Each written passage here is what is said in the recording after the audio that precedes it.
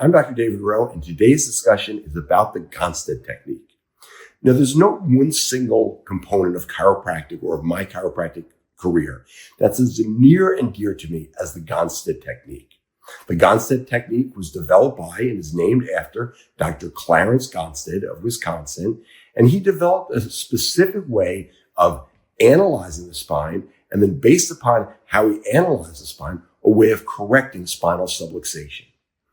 Its basic foundations, it is a osseous adjusting technique. He's actually moving individual bones. It is intersegmental, which is to say that he's not looking as much as correcting posture like we do in chiropractic biophysics. He's more like, how do you adjust that specific subluxation? How does the L5 sit on the sacrum? How does the T6 sit on top of the T7? How can we analyze it and correct it? Now, Dr. Gonstead developed this system, and it really is a system of both analysis, adjusting, and case management. How do you care for patients over time? He developed this and documented it and taught many chiropractors over the literally decades of how to replicate his process and his results. But today is just, we want to focus about what is the Gonstead technique and how's it differentiated from other techniques and what makes it so great and how do we use it to best benefit our patients. Hi, I'm Dr. David Rowe, and I have a special treat today. I'm here with Dr. John Inkladon. And John, thank you so much for sharing this with us.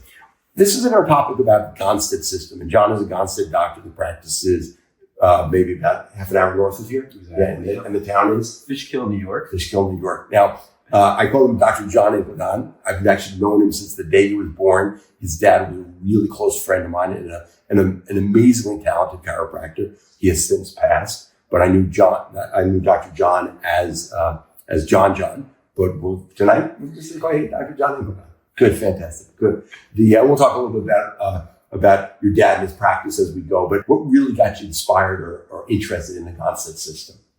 Right. So obviously, growing up under Gonstead chiropractic care, that's what chiropractic was to me. That was all that I'd known pretty much until I went to chiropractic college and had seen other techniques.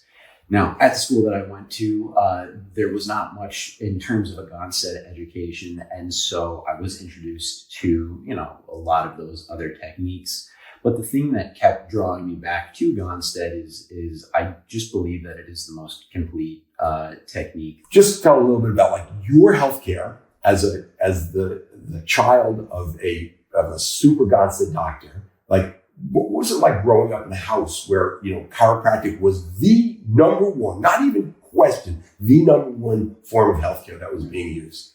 On top of using chiropractic care as a modality of treatment if we were sick, the biggest thing was wellness. And so that bleeds. That's why it worked. Right, exactly. That bleeds into philosophy on life in terms of living a holistic life, living a natural life as natural as can be in the 21st century. But that already started to show you technique when you were even just thinking about going to school. Right. Yeah. Right. So tell me a little bit about that. My dad had started showing me how to adjust, and on him, he was, of course, my first teacher, my greatest mentor, personally and chiropractically as well.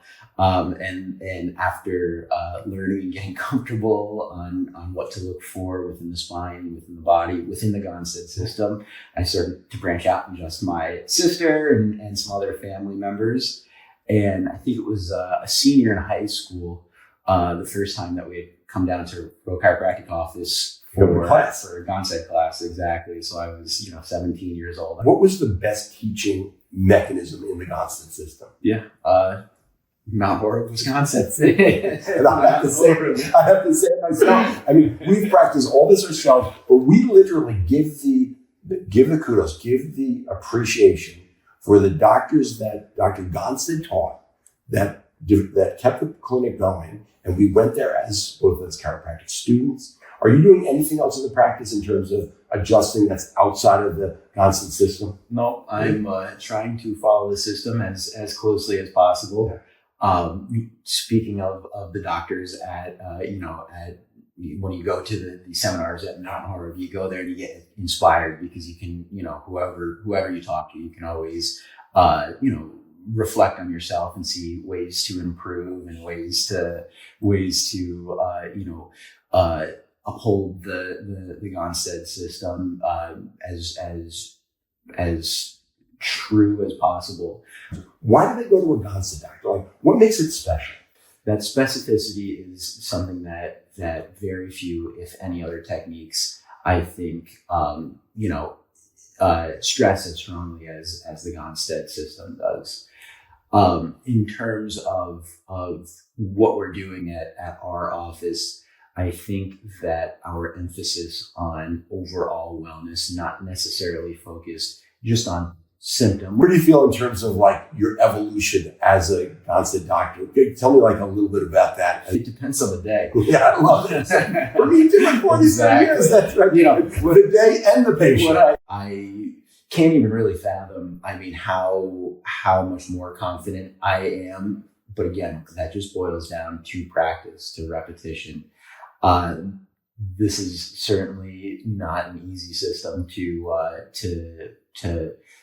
it's not an easy system to become efficient in, let alone master it. Absolutely. And I just literally, if I could say it like this, 43 years into it for me, I get humbled every day. Right. And it's one of the wonderful things about it, because it keeps it absolutely exciting and interesting. Right. That I'm like, I can still get better at this. We were just talking with Dr. Inkladon about his specific experience of being a Gonstead chiropractor, but very importantly for this video, about him being a patient of a Gonstead doctor. So he's my patient. So if you let's look at his x-rays. This is an example of a normal spine from the side view. In the Gonstead system, we take these full spine x-rays so we get a good understanding about the total spine. In a normal situation, we have these three curves, a neck curve that faces this way, a mid-back and a low back curve, and they balance over each other. Green is normal. Dr. Inkladon is red. Even though he's been under chiropractic care his whole life, he's lived a rough and tumble life, so he has a certain amount of subluxation. Green is normal. He is red. We can see that there's an overcurving in the low back and a decrease of curving in his neck. One of his main subluxations is this fifth lumbar vertebra at the bottom. The other one is his sixth cervical, and then he's got one at T5. Let's look at the side view of the neck itself. Now, this is a close-up. This is a normal side view of the neck, but this is Dr. Inkladon's. Now, we see right here between 2, 3, 4, 5, 6, 7, right here, this is one of his subluxations. Now, the normal disc should be basically parallel front to back. That's a pretty good disc position. But here we see it's very closed in the back there, and that's where the nerve lives. So this vertebra has slipped back and down that way, a very classic Gonstead subluxation. So it's the closing off of the disc causes the disc to swell and push towards the nerve. Let's look at the X-ray chart here. So between C6 and C7, that vertebra we were just pointing at, that normal angle is supposed to be -8 degrees. But at Dr. Inkladon's, it's 11.7. So it's actually causing a pinching in that segment. Let's go to the next chart. When we look at the full spine X-ray, this is how he's positioned. Now, this is right, this is left, and his spine should ideally be straight. But we see that there's a tipping in the low back here, and that creates this misalignment. This fifth lumbar, his bottom vertebra, is one of his subluxations. Over here, T4, T5 is another subluxation, and his C6 is his third. So we're going to look at the X-ray, which is a close-up of his mid-back and his neck. Now, this picture is taken off of that full spine X-ray. We have two main subluxations that concern ourselves in this area. The fifth thoracic here, and this vertebra is listed as a posterior left with an open wedge on the right side. So that's how this is misaligned. And the second one is his sixth cervical on top of his seventh cervical, and this is posterior right, and we're going to take a contact on the left side because of the curve this way. All right, let's look at the chart itself. In the thoracic, between T4 and T5, it's supposed to be 6 degrees. He's 11.9. It's a classic look of a mid-thoracic subluxation where the disc is swollen in the back, causing stress on the nerves. Okay, let's look at the next piece of this. This is a close-up of the low back. This is right, this is left. We're looking at his fifth lumbar vertebra. We've already found the subluxation from his examination. This vertebra is listed posterior right with a mammillary contact. So it's a PR-M. He's got a curve this way. So we'll want to lie him right side down when we adjust that vertebra. So now we're going to look at the X-ray chart that describes the misalignment of that fifth lumbar vertebra. Now the fifth lumbar vertebra sits on the sacrum. The normal vertebra should be not forward or back. In a typical subluxation, if this is back, the vertebra moves misaligns like that. Well, we see that it's 1.3 millimeters backward. Even though the vertebra above it has a greater misalignment, this is the swollen vertebra, so that's the one that we're going to adjust. So we're adjusting that vertebra from back to front like that, and considering the misalignment from the front view, we'll lie him on his right side. And that's how we take care of Dr. Inkladon's spine. So we're going to go ahead and see areas like we can see right in here, he's a little atrophy where it's a little sunken in. And this is an area of one of his chronic subluxations that we've worked on. And if I run my finger up like this in the digital palpation, I fall into this little pocket there. The pocket actually has some fluid in it, and that's an area that of concern. So we'll just actually mark the tip of the spinous there.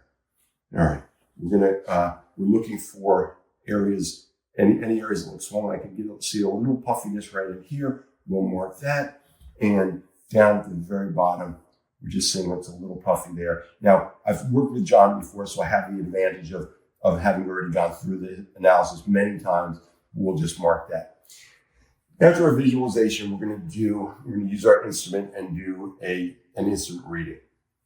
Now, in the Gonstead system, we'll scope every vertebra. We typically will start from the upper thoracic and scope the neck upward, and we'll start from the lower neck and scope the spine downward. And then the thoracic's middle, and in the lumbar is about like that. So we're going to go. And that's a nice steady glide with even pressure on both sides. Okay.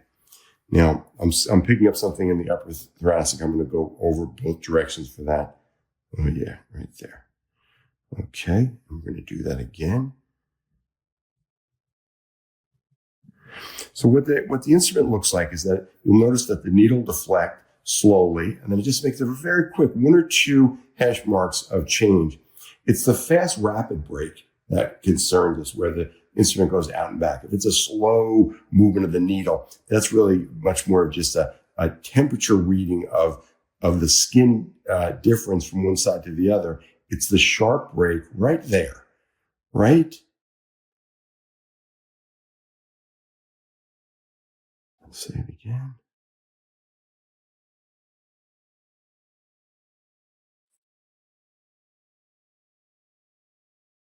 Right there. And so we're going to make a really accurate reading right there. And that's the center of where the break is. That's his 7th cervical. T1, T2. Let's check that. 7, T1. So that's his first thoracic. Okay. Now we're going to go down there. And we're putting a lot of marks on him. I wouldn't necessarily mark all of this every visit. But the area where we felt the sponginess from the digital palpation. Now, sometimes we'll tip the instrument like this, we call it cambering it, to see if there's something hiding there. So we're comparing the area above to the area below. And we're not picking up as much of an instrument reading here. So this is doing a bit better. Cool. I'm going to continue to scope down.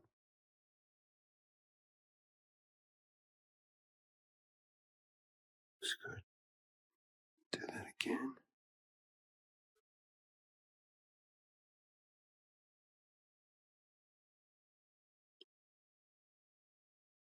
Those large deflections, I'm not going to get too concerned about.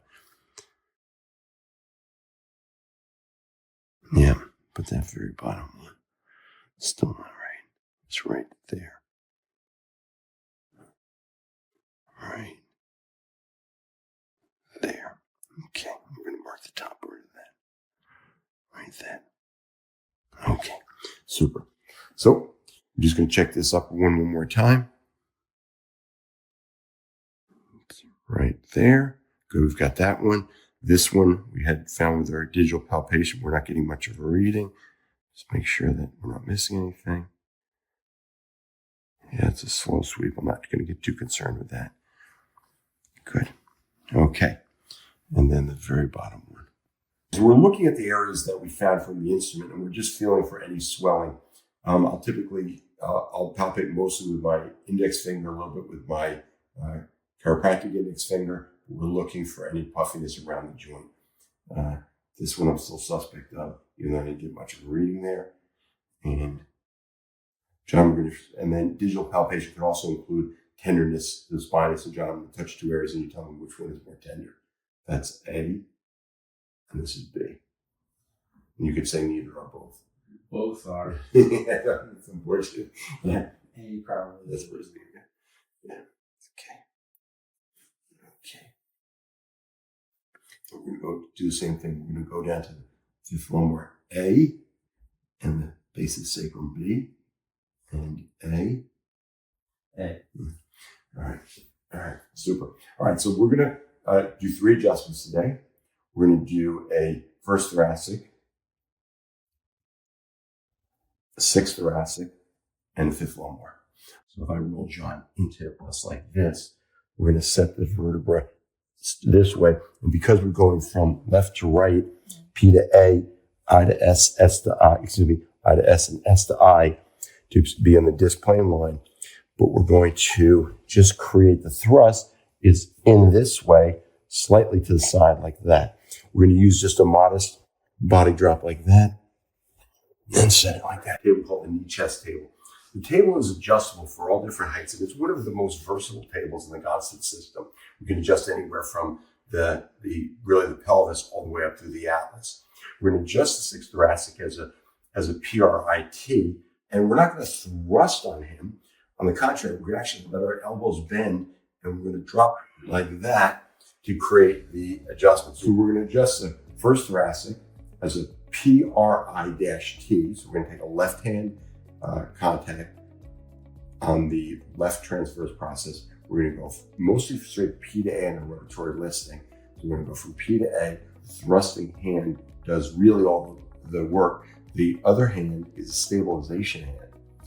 Everybody has a little bit of variations in terms of how they do this. With somebody who's tall like John, I'll literally come in closer and use my chin to help stabilize him. And we're going to create the thrust straight like that, mostly forward. It's good. Beautiful. Very good. We use a stabilization strap, and the strap goes under the arm of the side you're contacting and then over the opposite shoulder, just so that when we set forward, we've got some stability. It kind of gives us another hand, almost like as I was using my chin on him to give me some more just stabilization of him to get a better sense. Like, where do you see your future in terms of practice? You keep going until you can't go anymore. Something that I do think about a lot, reflect on a lot is where do you want to end up? And you had mentioned, something about my dad, about the people that he mentored and the people that he, inspired to become chiropractors. And to me, I think that there would be no bigger honor, above having a hugely successful practice, seeing and helping a ton of people, which is, obviously a huge goal for most chiropractors. But to say that you inspired one person to become a chiropractor, I think would be just the greatest honor. Like, first and foremost, chiropractic really it's a family affair, right? I mean, how many chiropractors do you know where there's something else, whether it's a spouse helping out in the office, a spouse being a chiropractor. My Claire, my life partner Claire is, my practice runs because of her. Exactly. Yeah. So that's, something that I think is pretty unique to chiropractic. You don't really have the opportunity to do that in a lot of other fields.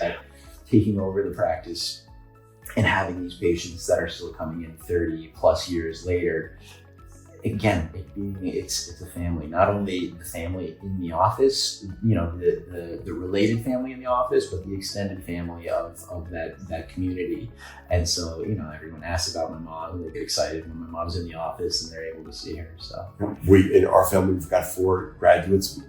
Obviously, my dad, Dr. Martin Rowe, He was the first chiropractor. He inspired me to go. My brother Steven, my nephew Mondo, and guys, they've found different paths in their life in terms of where they've put, but that education in chiropractic college in terms of the naturalist, the understanding that the body's self-healing and self regulating, and that we live and we heal through our nervous system. I like your shirt here. It says, "This is your brain." I think you want to turn it around, and that's just black and white, but this is our brain in chiropractic. Yeah, fantastic. And so we've got chiropractic and chiropractic families, and that's what they made. Brother, I really appreciate it. Yeah, we'll just keep pushing. Thank you. I want to thank you for not only for taking care of me and my family chiropractically, but also for your inspiration, for your mentorship. 43 years into chiropractic, you give me a lot to look forward to and a lot to aspire to be. So thank you very much.